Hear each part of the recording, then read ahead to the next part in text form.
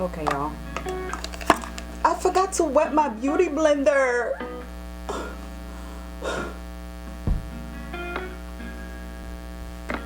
Having nieces is the bomb. They're your kids, but you get to return them. So she's wetting my beauty blender. Make sure it's soaked. Love it. I love it here. Oh, I have to fix my lighting. Bruh, Aisha, get it together. What is this? Hello everyone, Aisha Tubella here, founder of Stilettos and Standards, and on this channel we normalize femininity, excellence, and luxury for Black women. I really wanted to do another deep talk video, and this one is 5 things I learned through going to therapy. So 5 things I learned from therapy. I did add one more bonus, so I guess it's 6 things, but I just love sharing, and this community is really about bringing our best self forward, and I just wanted to share what I've learned. So if you're interested, just keep on watching. I'm going to link everything down in the description box because it's a chit chat get ready with me, and I really don't want to get easily distracted, and I promise you I have ADHD. Okay? All right. So if you follow me or know me, you know I preach therapy. Like, I always talk about therapy, so why not make a video about 5 important lessons I learned in therapy? Like, why not? I've been going to therapy for I believe 3 years in July, or a little over 3. Is it 4 years? 3 or 4 years. I have to check my calendar and confirm, but I am obviously not an expert, but I do have a lot of lessons. I feel like I have a lot of lessons and wisdom that I can share with you guys. So I thought that I would do a chit chat, get ready with me, and just share a few things that I've learned in therapy. Now I'm going to keep it short and make it 5 or 6 things. I haven't decided yet because I don't want this video to be like an hour long, because we could sit here all day and I can tell you a lot of things that I've learned in therapy. The first thing that I learned in therapy is that vulnerability is strength. I was essentially holding a lot of things inside, and I decided to go to therapy because I was like, yo, am I crazy? Like, is this normal? So I went to just like see someone who had a neutral perspective on the things that I was going through and wasn't biased in the advice that they gave me. And for a very long time, because I don't think it's essentially just because I'm a Scorpio, but I'm also, my moon sign is a Cancer. Like, I'm all water sign, and if you know anything about water signs, we feel intensely. Like, I am my mother and my father's most sensitive child.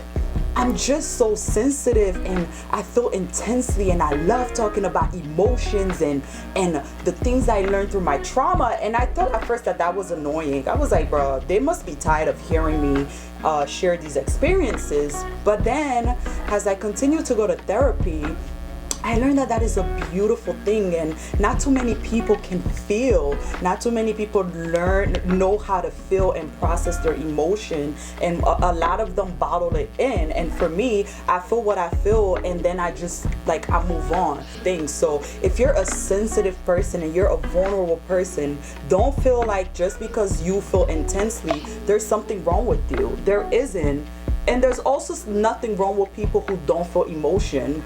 It's not black and white or right or wrong. We all feel differently, and it is what it is. I'm entitled to feel the way that I feel, and I think that being a vulnerable person, and I know I'm rambling, but I think that just being a vulnerable person is a beautiful, beautiful thing. Look at my... Nah, Aisha too. Now you know this is too dark for you. I'm gonna move on, mind your business. So the next thing that I want to talk to you guys about that I learned in therapy is that everything is not either or. And I'm gonna tell you what I mean by that.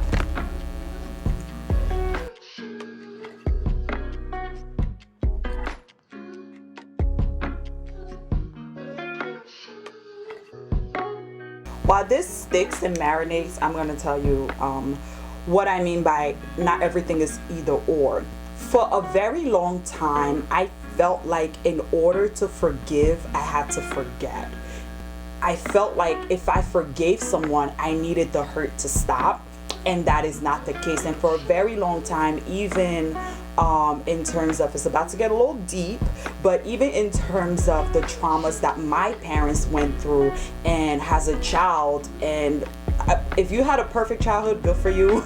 I had a great childhood, but it still plays that my parents are human and they did the best that they could. So sometimes I saw them as parental unit and not as people, and that led me to feel like, if they're parents and they love me, why would they do this? And it's not always like that. Or even loved ones, people that I loved intensely and cared for so much will hurt me, and I would be like, if they love me, why would they do this? Just because someone loves you doesn't mean they can't hurt you. They're human.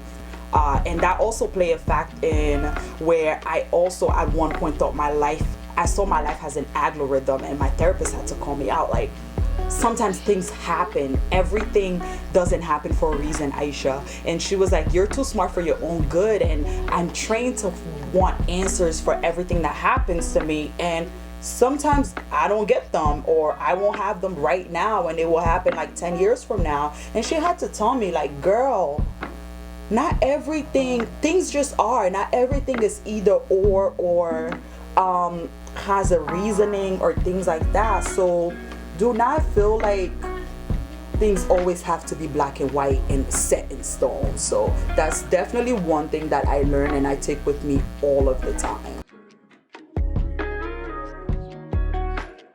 The third thing that I learned in therapy is that I can still love people and honor my boundaries. And I have to release myself from their disappointment. I have to release myself from their expectation. I'm an empath. Like I said, I feel intensely, and sometimes that lead a bit of confusion because I'm such a happy, positive person, and I think that that gives off the vibe that people can come to me and vent to me all the time and just suck my energy. So I had to be mindful of energy vampires, and I also had to set those boundaries because I'm an empath and I feel for people and I feel their pain and I always want to take away. I essentially decided that I'm not the friend that you come to for dumping your stuff. Now, don't get me wrong. We all need someone to lean on and talk to, but it becomes an issue when you become the consistent person that absorb other people's energy or take on other people's trauma. And I had to learn to set my boundaries. I had to learn that if I wasn't available, I wasn't available. I had to create my mental bandwidth and understand where my limits lie. And now, don't get me wrong, that thing go both ways. Don't be that person who can't always take people's things, but you always want to dump your stuff. So because I'm setting these boundaries, I also have to be mindful of other people's boundaries. And when you have boundaries, you don't get offended when people set theirs, because you know what's up. Only people who have no boundary get upset when you set yours. I'm really not the person that you dump things onto, and I had to learn that. Like, even therapists go to therapy, if you didn't know. So I cannot be that person. So yeah, boundaries are important, or people are gonna walk all over you because you allow it. And I used to feel so bad. Like, sometimes I just take time to myself and I don't answer calls or any of that nature. And I remember my therapist telling me, like, Aisha, you cannot be everything for everybody, and if you don't pick up, don't worry, they're gonna find somebody else. And I was like, girl, you right.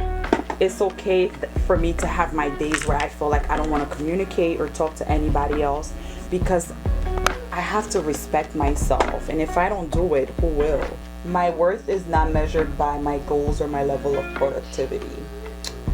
And I know this is one of a very well-known quote or all over Instagram. Some of you may have heard it already, but I had to learn that because, you know, sometimes you see stuff, but they don't sink in. They don't marinate till, like, you have a moment or you experience something and you're like, oh, okay. So this was a very tough discovery because I'm an overachiever. I am a child of African parents. You have to be great at all times, and I took that to life. I kind of struggled my freshman year of college, but from sophomore to senior year, I had 4.0 GPA, a 4.0 GPA. I went to school full time. I worked full time. I had my blog part time, and I was essentially growing a following on my blog. I was going to school and getting these 4.0 GPA, and I was getting promoted at work.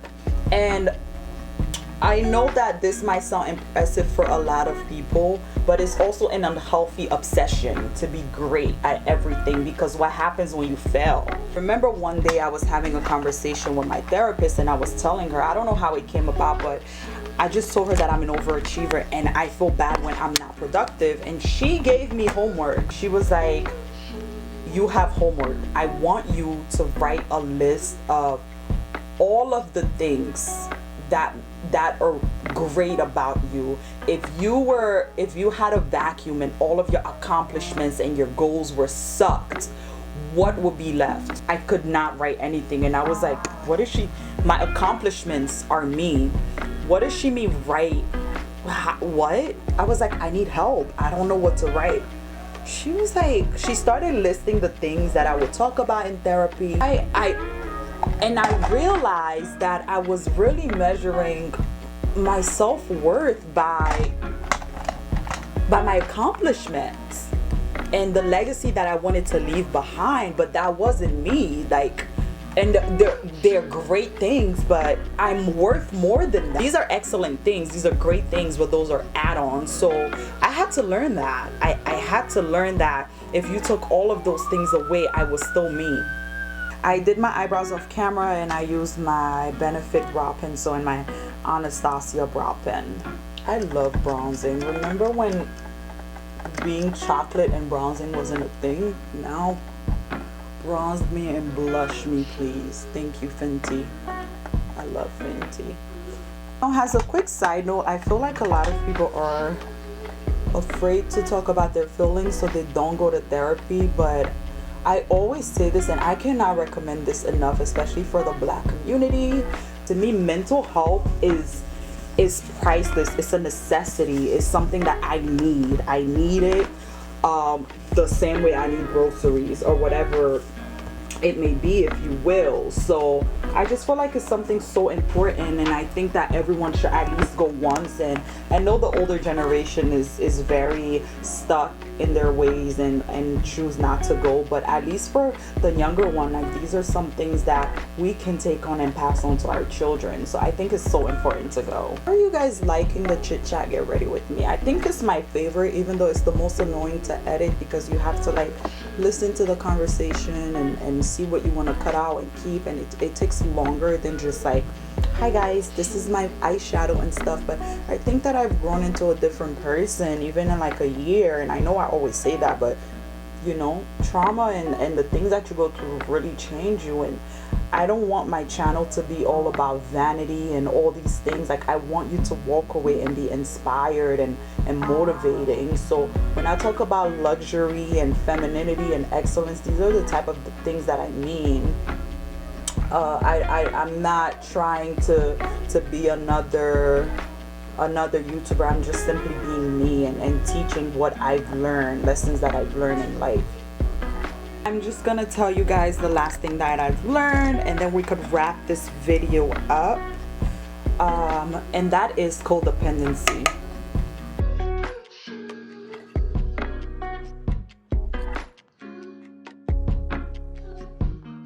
A lot of people associate codependency with people who abuse alcohol or drug abuse, but that can also stem from people who have mental health disorders or just people going through trauma. When I love, for example, my family or my loved ones, I don't like them to go through trauma, and that turns into some sort of controlling. Say for instance, my brother, he comes to me about a problem that he has, and because I've been in his shoes with that exact same problem, I'm going to tell him to do X, Y, and Z to resolve the problem, and when he doesn't, I get pissed off, and I'm trying to control how he's going through stuff because I love him so much and I don't want him to go through what I've been through. That's codependency. I do that a lot with loved ones, very close friends, which is one of the reasons why I also say that I'm an empath and I'm not the person you want to come to vent to all the time. I'm the person you want to have a good time but not for a long time.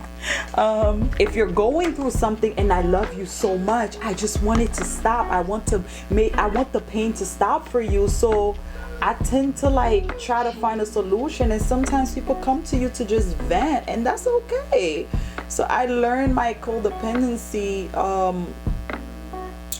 in therapy, and I had to learn like, yo, you can't fix everyone. Sometimes they just come and you have to let them learn on their own. And that's a very tough pill to swallow, especially with like, for example, my brother or even like a close friend. It's very hard for me to let people learn their own trauma when I love them, and I had to learn to stop that. I had to learn like, girl, you can't do that. So that's definitely one thing that I learned in therapy. Ooh, that's too much. Yikes.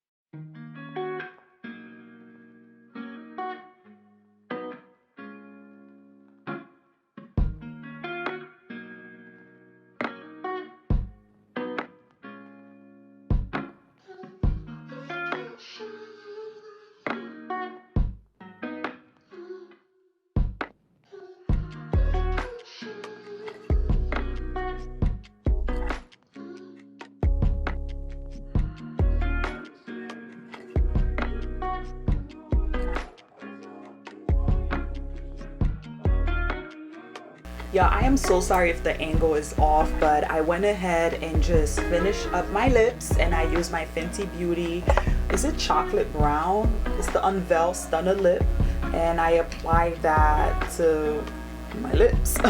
So now I want to talk to you guys about my bonus tip, and that is essentially automatic negative thought. And every time something traumatic or something minute happens to you, you automatically think, oh my god, here we go again, why is this happening to me, I'm not deserving of XYZ, and this happened because of that. And I'm here to tell you, sometimes things just happen and your life is not an algorithm. And I had to learn that the hard way, going through stuff and just going to therapy and crying, saying that I'm never gonna be happy and blah blah blah. And my therapist had to stop me. She gave me a worksheet, and it basically explained if I thought of X, I would do Y, and I just want you guys to look that up. And I think that is very important that we think about these and catch ourselves. And it does entail a lot of work, a lot of, you know, unpacking trauma and just doing the elbow work, but it's worth it, because once I started to do the work, I was catching myself, and when things happen, I'll be like, this sucks, but it'll be okay. And it happened because I'm a terrible person or I deserved it or whatever the case may be. So that is all, you guys. Thank you so much for watching to the end of this video. Don't forget to like, comment, and subscribe, and I will see you guys on my next one. Bye, beautiful people.